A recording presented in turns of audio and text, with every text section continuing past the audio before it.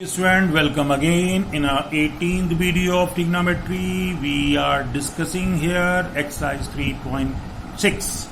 In this sequence, we take a question number 8th second part. Clear? हम लोग क्या लेते हैं? 8th का second part हम लोग लेते हैं. अच्छा, देखिए आप लोग भाई.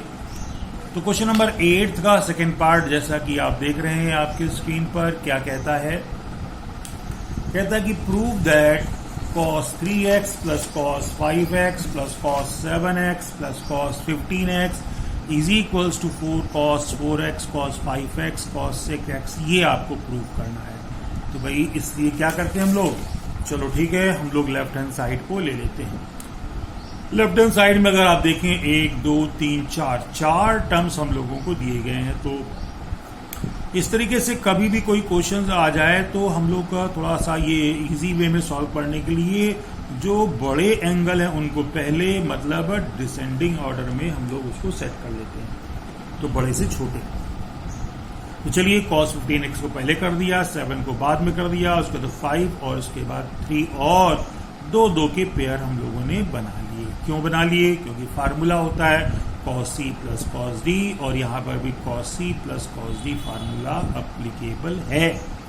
तो cos c plus cos d क्या होता है? बहुत बार हम लोग डिस्कस कर चुके हैं. cos c plus cos d is equals to 2 cos c plus d by 2 और into cos c minus d by 2. तो चलिए देखिए यहाँ पर ये फार्मूला पहले वाले में यहाँ पर ये अप्लीकेबल हम लोगों ने किया, अप्लाई किया है. तो 2 cos ये c कितना है 15xc plus d by 2 into cos c minus d by 2. ये आ गया प्लस, ये प्लस था और यहाँ पर फिर cos c plus cos d. तो चलिए नीचे आ जाते हैं देखने के लिए. तो यहाँ पर फिर 2 cos c देखिए क्या था 5x प्लस 3x अपॉन 2 और 5x minus 3x upon 2 cos c minus d by 2. आया बात समझ में ना? और 15 में अगर 7 ऐड कर दें तो कितना हो जाएगा 22x बाई 2 11x बचेगा. तो भाई आ जाइए यहाँ पर 11x आ गया. आया कि नहीं आया? और यहाँ 15 में 7 निकल गया तो 8 बचेगा. 8 बाई 2 4x आ गया प्लस अपनी जगह है 2, ये इधर आ गया. 5 प्लस 3 8 बाई 2 4x तो 4x आ गया और यहाँ पर आप देख रहे हैं 2x बाई 2 तो x बच गया. तो ये हमारा हो गया इतना और दूसरे में इतना आ गया. और देखेंगे ये 2 cos 4x और 2 और इधर cos 4x दोनों में कॉमन है तो हम लोग कॉमन ले लेते हैं. एक बात बहुत अच्छे से समझ लीजिए, c प्लस डी फार्मूले में या इस तरीके से कोई क्वेश्चन बनता है और दो जगह हम लोग फॉर्मूला अप्लाई करते हैं तो कॉमन मिलना चाहिए. कॉमन नहीं मिलेगा तो गाड़ी हमारी रुक जाएगी. तो कॉमन जरूर मिलना चाहिए. तो यहाँ पर हम लोग को 2 cos 4x कॉमन मिल जाता है. जैसा कि देखा बचा क्या cos 11x और प्लस ये वाला प्लस और क्या है ये cos x बच गया. और फिर देखेंगे फिर हमारा फार्मूला बन गया. क्या बन गया? cos c plus cos d. फिर हम लोग लगा देंगे फार्मूला कौन सा? वही जो लगाया था 2 cos c plus d by 2 into cos c minus d by 2 आपके सामने है. ये 2 इधर जाएगा 4 हो जाएगा. 11 1 12 ये 6x आ जाएगा. 11 माइनस 1 ये 10 5x आ जाएगा. देखो भाई इतना आया कि नहीं आया? ये 2 2 4 करके हम लोगों ने वही पा लिया जो हमें राइट हैंड साइड में लाना था. अगर देखिए राइट क्या लाना था? ये चीज लानी थी. आगे ना तो वही चीज हमारी यहाँ पर प्रूव हो जाती है. तो ये क्वेश्चन हम लोग सॉल्व कर लेते हैं. चलिए आगे चलते हैं हम लोग नेक्स्ट किसी एग्जाम्पल पर. तो नेक्स्ट क्वेश्चन जो हम लोगों ने लिया है, एक बात और बता दूं, अभी मैंने बताया था 18 थर्ड पार्ट. इसमें बहुत सारे पार्ट्स हैं और सारे पार्ट्स इसी फार्मूले पर बेस्ड हैं. तो जैसा मैंने बताया था वैसा ही करेंगे, सारे पार्ट आप कर लेंगे. तो क्वेश्चन नंबर 9 का ये जो फर्स्ट पार्ट हम डिस्कस करने जा रहे हैं है तो वही जैसा कि ऊपर था, लेकिन देखने में थोड़ा सा कभी कभी डरावना फील होता है या थोड़ी सी ट्रिक बदल जाती हैं. तो वो ट्रिक्स क्या होती हैं मैं आपको डिस्कस कर रहा हूँ आपके सामने. तो प्रूव दैट कहता है cos 52 plus cos 68 plus cos 122 degree is equals to 0 हो जाता है. बात को समझ रहे ना? तो भाई देखिए यहाँ पर 3 टर्म दिए गए हैं. ऊपर जो था उसमें 4 टर्म्स थे तो 4 में 2 2 के पेयर बना लिए थे. यहाँ पर 3 टर्म्स हैं एक ही पेयर बनेगा और एक टर्म एलोन रह जाएगा। तो सवाल ये उठता है कि किन दो टर्म्स को लेकर हम पेयर बनाएं।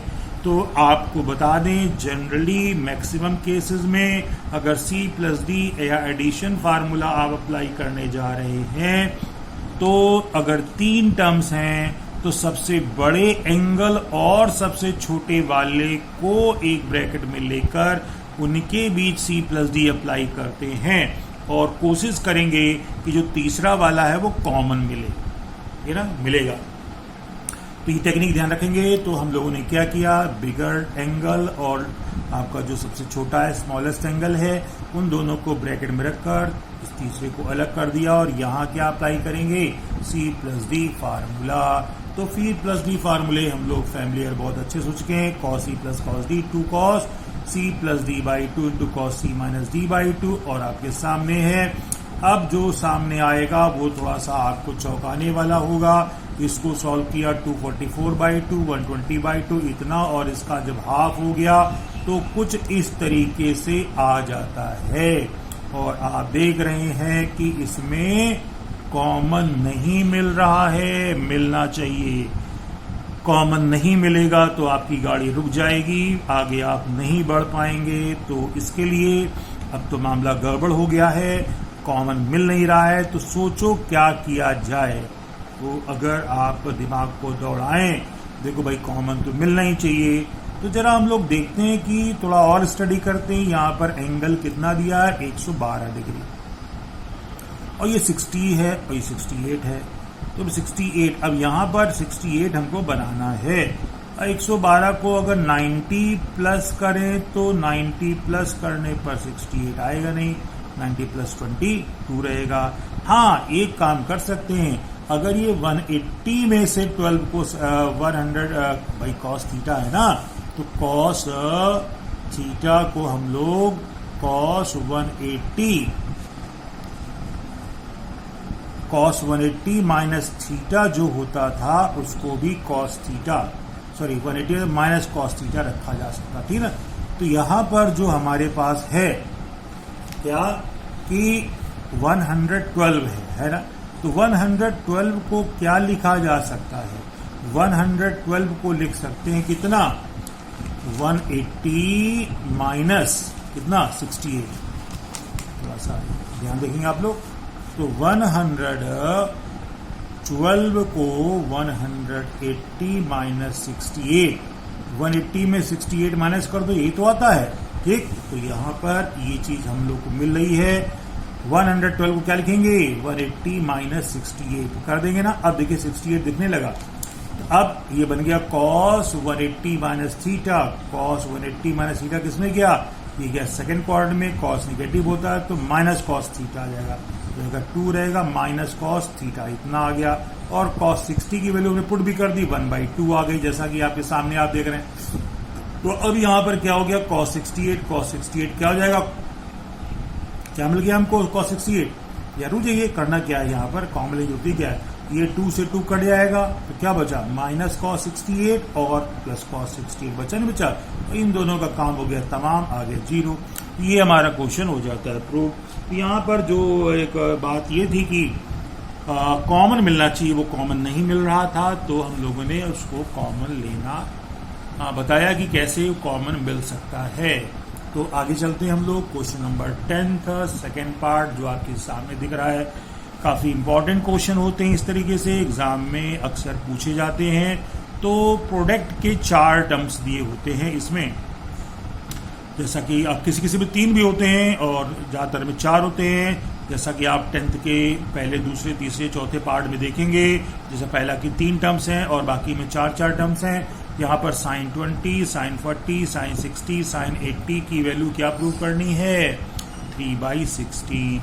अब मैक्सिमम केसेस में जब 4 टर्म मल्टीप्लिकेशन में होते हैं तो एक टर्म ऐसा मिलेगा कि जिसकी वैल्यू आपको पता होगी, मतलब टेबल में जो क्लास 10th में टेबल था उससे आप एक वैल्यू निकाल सकते हैं, जैसा कि sin 60 कितना होता है, √3/2, ठीक है ना। अच्छा, तो भाई हम इस चौथे टर्म की वैल्यू को पुट कर देते हैं। तो भाई यहाँ पर लेफ्ट हैंड साइड हमने लिया ही है, और लेफ्ट हैंड साइड में क्या किया है, लेफ्ट हैंड साइड में यहाँ पर sin 60 की वैल्यू को हम लोगों ने रख दिया, क्या रख दिया, √3/2 कर दिया है, और बाकी बचे टर्म्स को हम लोगों ने डिसेंडिंग ऑर्डर में अरेंज कर लिया। ठीक, अब जब ये अरेंज हो जाता है तो अब आगे क्या है, चूंकि प्रोडक्ट में है तो हम लोग क्या लगाएंगे, यहाँ पर प्रोडक्ट फॉर्मूला लगाएंगे, और प्रोडक्ट फार्मूले में आप लोग अच्छे से पता है क्या खास बात होती है, प्रोडक्ट फार्मूले में 2 होना जरूरी है, 2 sin A sin B, 2 sin A cos B, या 2 cos A sin B, 2 cos A cos B। तो भाई यहां पर 3 टर्म थे, तो हमने क्या किया कि 2 टर्म्स को ले लिया है और 2 को लगाने के लिए 2 से मल्टीप्लाई किया और 2 से डिवाइड कर दिया। ठीक है, अब बन गया 2 sin A cos B। अब देखिए 2 sin A cos B क्या होता है आपको पता होना चाहिए, अब ये चीजें बार बार नहीं बताई जाएंगी, फिर भी बता देते हैं। 2 sin A cos B होता है cos A minus B और minus cos A plus B, correct. तो ये जगह √3 2 2 जा 4 हो गया, और ये 2 sin A into sin B cos A minus B cos A minus B minus cos A plus B आ गया, और ये बेचारा बाहर था, बाहर ही रहने दो उसको। तो अब यहाँ आगे देखते हैं हम लोग, तो ये √3/4 आ चुका है, cos 80 minus 40 40, ये बेचारा 120, और ये sin 20 हो गया, करेक्ट। अब एक बात अच्छे समझ लीजिए आप, इस sin 20 को हम इन दोनों में डिस्ट्रीब्यूट करेंगे, ठीक है ना, यहाँ पर भी और यहाँ पर भी। उसके पहले ये cos 120 है, क्या ये cos 120, मैं आपको बता दूं cos 120 की वैल्यू आप लोगों ने पीछे निकाली थी, cos 120 को cos 90 plus 30 हम लोग लिख सकते हैं, cos 90 plus theta minus sin theta होता है, क्योंकि सेकंड क्वाड्रेंट में cos निगेटिव था, और sin 30 वैल्यू कितनी होती है, हाफ, तो माइनस ये हाफ।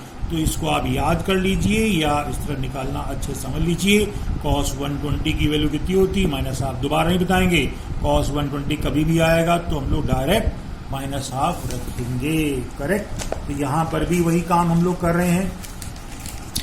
तो ये जो cos 120 हमारे पास था, इस cos 20 की वैल्यू क्या की हम लोगों ने, तो यहाँ पर cos 20 की वैल्यू को हम लोग 1/2 रखेंगे। अब देखिए 2 काम, इसको अंदर भेज भी रहे हैं और यहाँ 1/2 रख रहे हैं। ये जब आया cos 40 में, तो cos 40 इंटू sin 20 आ गया, माइनस माइनस आ गया, और cos 120 की वैल्यू -1/2, और ये अंदर आया थीटा हो गया, ये आ गया, और ये माइनस माइनस क्या हो जाएगा, प्लस, आपको पता ही है। और उसके बाद क्या करते हैं, इस 2 का एलसीएम लेंगे, तो उसके लिए क्या करते हैं, ऐसा हो गया, अब √3/2। अब फिर देखेंगे हम लोग यहाँ पर मल्टीप्लीकेशन में 2 टर्म्स आ गए, फिर प्रोडक्ट रूल लगेगा, 2 की रिक्वायरमेंट है, 2 से मल्टीप्लाई, 2 से डिवाइड किया तो 2 cos A sin B, याद रखिए 2 cos A sin B, और उससे पहले 1/2, यहाँ 1/2 फिर कॉमन ले लेते हैं, ये हमारा कितना आ गया, √3/8, और अब 2 cos A sin B क्या होता है, 2 cos A sin B होता है sin A plus B minus sin A minus B, ठीक है ना। ये फार्मूले याद रखेंगे, नहीं तो गड़बड़ करेंगे। तो 2 cos A cos B sin A plus B minus sin A minus B कर दिया गया, और 1/2 पहले बाहर जा चुका, तो sin 20 आपके पास ये बच जाता है। अब ये sin 60 हो जाता है, यहाँ पर 40 minus 20 20 बचता है, और ये प्लस आपके सामने है। अब ये बेचारा तो इससे खलास कैंसिल हो जाता है। अब sin 60 आपका आ गया √3/8, और sin 60 कितना होता है, √3/2। अब √3 हो गया, और ये बेचारा 16, और ये हमारा राइट हैंड साइड आ जाता है जो प्रूव करना था। क्लियर। तो ये एक इम्पॉर्टेंट क्वेश्चन है, हार्ड तो नहीं कहलाएगा, लेकिन आप ध्यान रखेंगे फार्मूले अगर आपके मेमोरी में सेव हैं तो आगे दिक्कत नहीं होगी, नहीं तो आपको पता ही है आप कुछ नहीं कर पाएंगे।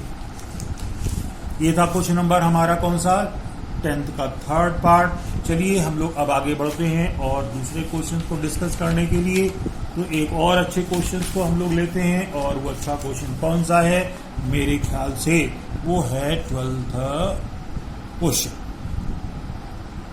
तो 12th क्वेश्चन क्या कह रहा है कि प्रूव दैट, क्वेश्चन तो हम आपकी बुक से ही लेंगे, जो भी अच्छे खराब होंगे वहीं से लेने पड़ेंगे ना। तो प्रूव दैट क्या कहता है, tan 10 degree tan 50 degree into tan 70 degree is equal to tan 30, जिसकी वैल्यू हम लोग को पता है। ये या ये कुछ प्रूव करके बात एक ही है। तो यहां पर जो बात आ गई, अगर आप लेफ्ट हैंड साइड को देखें तो tan जो है कि 3 टर्म मल्टीप्लिकेशन में है। एक्सरसाइज हमारी प्रोडक्ट और एडिशन की थी, प्रोडक्ट फार्मूले पता है। शर्त ये थी कि प्रोडक्ट फार्मूले जो थे वो साइन और कॉस में थे, कि tan यहाँ क्या कर रहा है भाई, tan के तो फार्मूले होते ही नहीं है। तो अब एक ही तरीका है भाई, इस tan को हम लोग अपने मुताबिक साइन कॉस में तोड़ें और देखते हैं कि फार्मूला अप्लीकेबल होता है कि नहीं। तो लेफ्ट हैंड साइड में देखा मैंने, tan को ले लिया, चलो फिर अब इसको एंगल को डिसेंडिंग ऑर्डर में कर दिया, बड़े पहले छोटे बाद में, और फिर वही चीज जो बताई मैंने, क्योंकि फॉर्मूला तो यहाँ लग नहीं सकता कोई, तो मजबूरी है, साइन कॉस में हम लोगों ने इसको तोड़ लिया है। tan थीटा क्या होता है, sine theta upon cos theta. Clear? तो चलिए भाई तोड़ लिया। अब तोड़ने के बाद क्या हो गया, तो न्यूमरेटर के सारे टर्म्स को आपस में मल्टीप्लाई कर दिया, डिनोमिनेटर आपस में हो गए। अब फिर वही बात, आपको पता है कि प्रोडक्ट फार्मूले में 2 होना जरूरी है। तो यहां पर हम लोगों ने क्या किया है, 2 से मल्टीप्लाई कर दिया है, 2 से डिवाइड कर दिया है, और 2 टर्म्स को एक ब्रैकेट में ले लिया है। करेक्ट? अब 2 टर्म्स को जब एक ब्रैकेट में ले लिया है तो आगे क्या होगा, आगे क्या होगा, फॉर्मूला लगेगा। यहां पर फॉर्मूला आपको याद रखना जरूरी है, 2 साइन ए साइन बी, और यहाँ 2 कॉस ए कॉस बी। तो भाई 2 साइन ए साइन बी याद आ रहा है, 2 साइन ए साइन बी होता था cos A minus B minus cos A plus B, और 2 cos B cos A plus B plus cos A minus B. याद रखिए फार्मूले। तो लगा दिया गया 2 sign A sine B cos A minus B और minus cos A plus B. अच्छी बात है। और ये साइन टेन एंगल था। अब ये इसका क्या लग जाएगा, 2 cos B cos A plus B और प्लस कॉस ए, मैं समझा ना, 2 कॉस बी लिखे ना, ये लग गया आपके साथ। अब इसको सॉल्व कर लेते हैं, 70 में 50 निकल गया 20, और ये आपको पता ही है 120 आ जाएगा। ये भी 120, ये 20 कुछ इस तरीके से आपके सामने आ गए। ये बाहर बेचारा बैठा है। देखिए भाई, अभी मैंने बताया था कॉस 120 की वैल्यू क्या होती है पिछले क्वेश्चन में। तो कॉस 120 क्या होता है, -12। रट लो अच्छे से, बार बार इसको हम लोग ट्राई नहीं करेंगे तो टाइम वेस्ट होता है। तो कॉस 120 वैल्यू कितनी होती है, -12। तो कॉस 20 अपनी जगह, और ये बेचारा -12 यहाँ पर आ गया, और बाहर कौन है आपको पता ही है, ये आपका -12 कॉस 20 ऐसा आ गया। चलिए ब्रैकेट खोल देते हैं, ये आपका प्लस, ये आपका बाहर माइनस हो जाएगा, और साथ हाथ इसी हाथ लगे हम लोग क्या करते हैं, सेम साइन को अंदर, इसको अंदर डिस्ट्रीब्यूट भी कर देते हैं। तो ये कॉस साइन हो जाएगा इतना, ये हाफ हो गया आपका कितना, ये, और नीचे वाला क्या हो जाएगा पता ही आपको, ये और ये। तो आप देख रहे हैं, तो भाई इतना आ गया। अब इतने से फिर आपका दिमाग दौड़ना चाहिए। देखो यहाँ फिर प्रोडक्ट के आ गए, और ये भी प्रोडक्ट का आ गया।